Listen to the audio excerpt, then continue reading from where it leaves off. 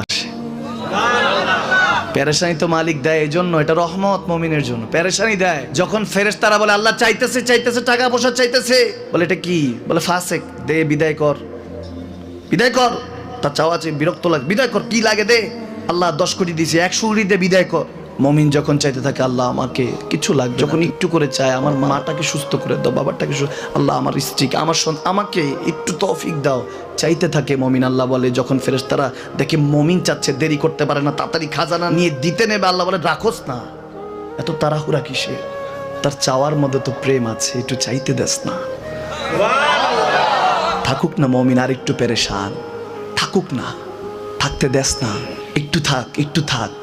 পেরেশানিতে রেখে আল্লাহ মজা নেয়, মহব্বত নেয়, মুমিনের অন্তর থেকে খুশবু নেয়। আল্লাহর বড় মায়া, মুমিন যখন চায় আল্লাহ তখন মায়ার নজর নিয়ে তাকায়, হায় হায় আমার বান্দা, সুবহানাল্লাহ।